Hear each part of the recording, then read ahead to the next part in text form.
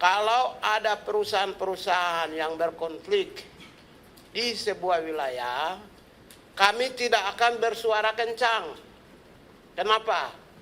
Karena kalau kami bersuara kencang tanpa melakukan audit, itu nanti di indeks sahamnya itu jeblok, Pak. Ya. Kemudian yang kedua terkait penguatan regulasi, kami juga sudah sedang menyiapkan, menghasilkan tidak kurang dari 8 peraturan menteri. Ada yang kita hasilkan baru, yang kedua kita mencabut Permen Hukum HAM, ya, Kementerian Hukum HAM, dan kita menghasilkan Permen Hak Asasi Manusia. Sifatnya adalah mencabut. Dan kita menyusun yang baru, menerbitkan yang baru. Serta kami juga menyusun peraturan menteri yang dianggap urgensi bagi bangsa dan negara. Lalu ada kurang lebih 2 peraturan presiden yang kemungkinan kita akan dorong paling minim. Yang pertama adalah Perpres tentang Stranas Bisnis dan HAM. Yang kedua adalah Perpres tentang penyelesaian yang bersifat rekonsiliasi dan perdamaian, restoratif justice, termasuk instruksi presiden dan keputusan presiden tentang tim nasional yang akan membantu menyelesaikan rekonsiliasi dan perdamaian. Ya. Dalam konteks ini penyusunan rekomendasi kebijakan yang terkait dengan peraturan perundang-undangan, kami mohon arahan dan nasihat serta dukungan dari pimpinan DPR. Yang kedua adalah kami juga ditargetkan untuk nyusun profil pembangunan hak asasi manusia.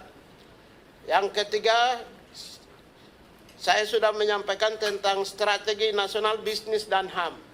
Bapak pimpinan dan anggota yang terhormat, saya ingin menyampaikan bahwa Stranas Bisnis dan Hak Asasi Manusia kami merupakan amanat dari Perserikatan Bangsa-Bangsa. Kemudian di Indonesia juga kami telah menghasilkan dan sedang menyusun peraturan menteri yang baru, dan bulan September kami akan menghasilkan keputusan atau peraturan presiden.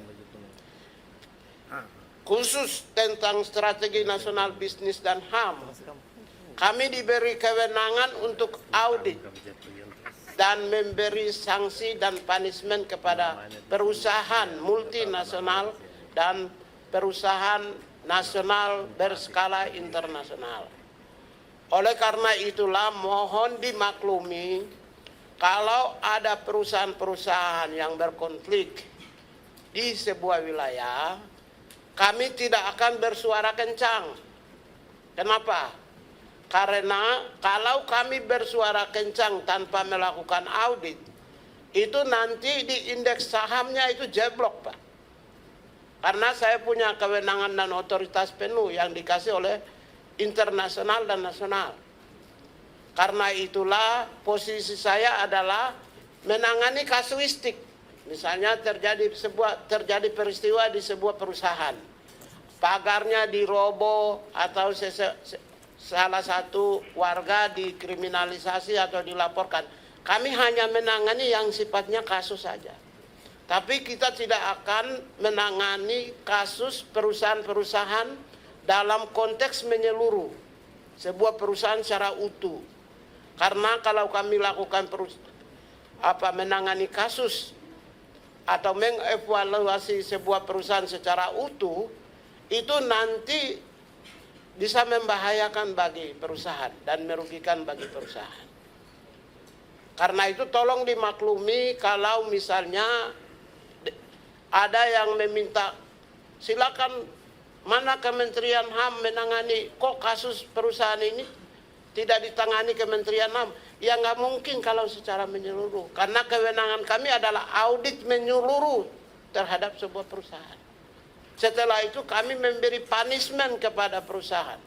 Begitu kami kasih punishment, bursa saham jatuh, dan nanti internasional juga akanlah ban di perbankan.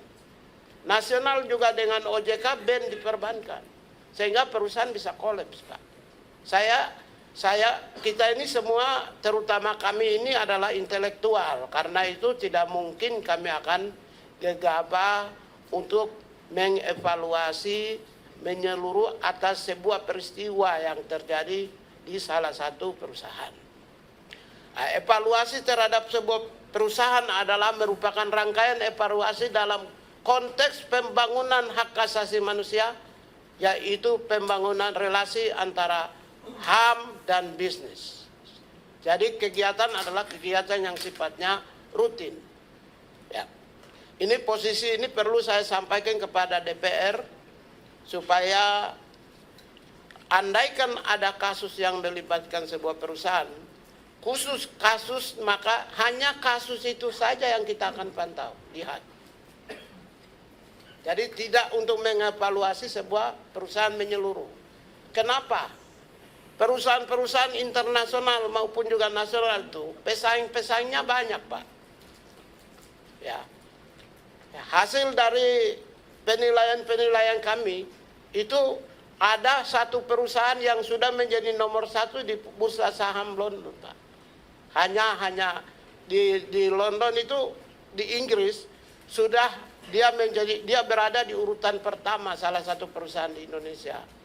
Hanya berbasis kepada hubungan baik dengan Kementerian HAM. Dia sudah nomor 1. Karena yang mendidik itu adalah salah satu tokoh HAM Indonesia, namanya Marzuki Darusman. Yang memberi, mengguidance, mengkonsultasi. Sehingga dalam kondisi seperti ini mohon dimaklumi, karena persaingan antar bisnis di internasional juga agak keras.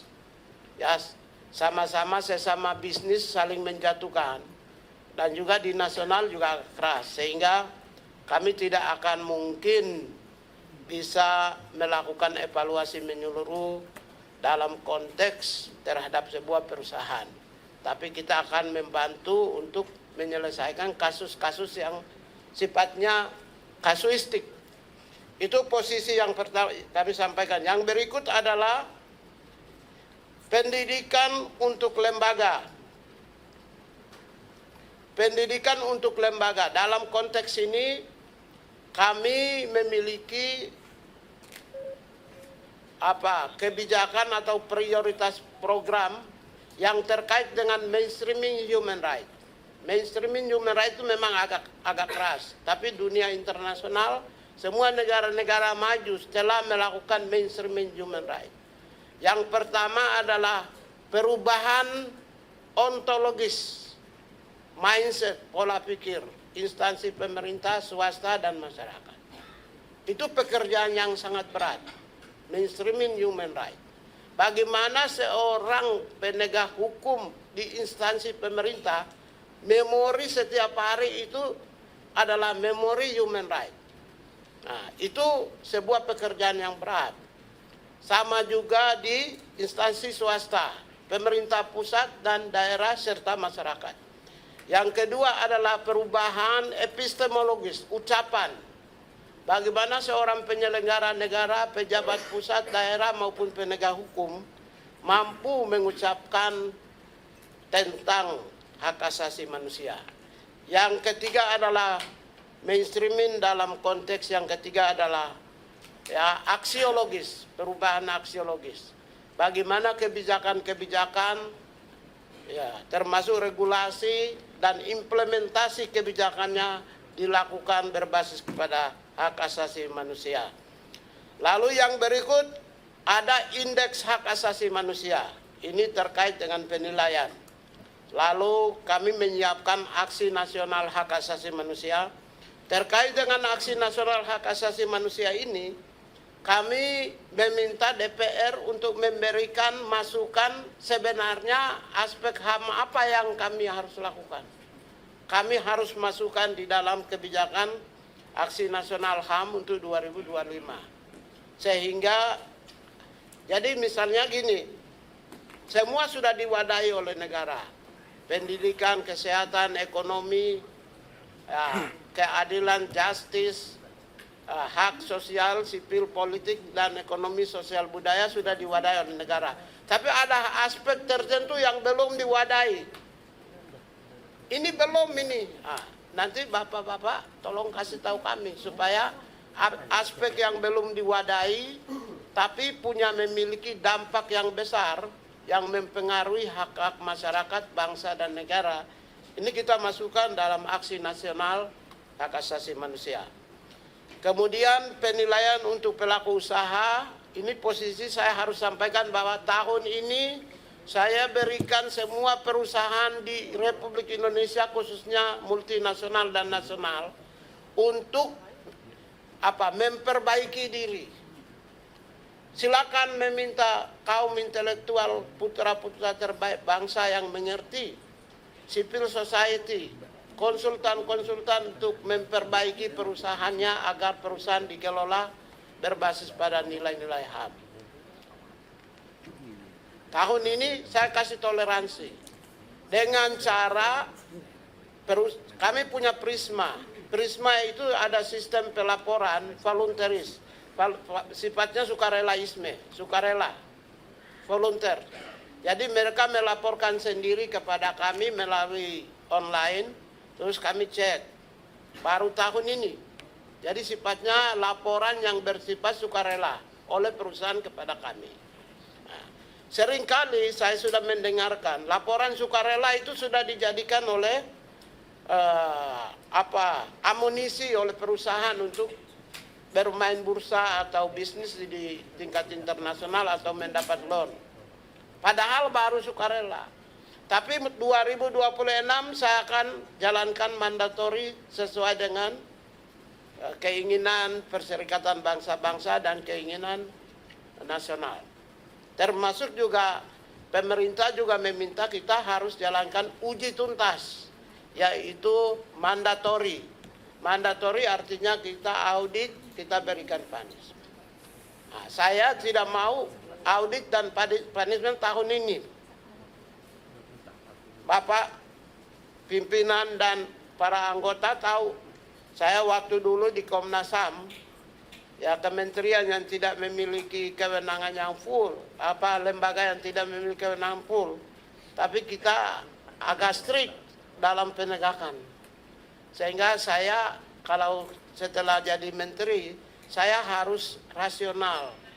Karena itu tahun ini kita kasih kesempatan perusahaan yang multinasional dan perusahaan nasional yang berkualifikasi internasional untuk memperbaiki diri.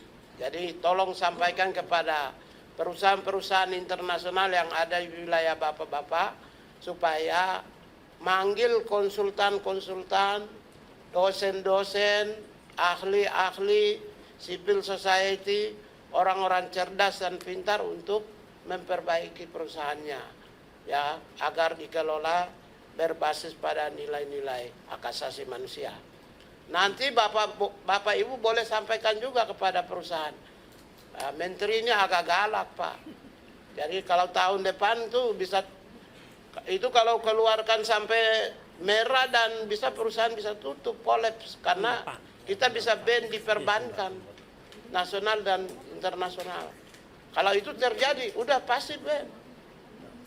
Itu ya. Jadi Bapak Ibu di daerah dapil-dapil Bapak itu silakan tolong sampaikan kepada perusahaan besar. Tapi bukan yang kelas menengah ke bawah ya, apalagi yang di bawah itu saya tidak diberi kewenangan. Diberi kewenangan tapi bukan yang ini. Yang uji tuntas itu perusahaan berkelas multinasional dan perusahaan nasional.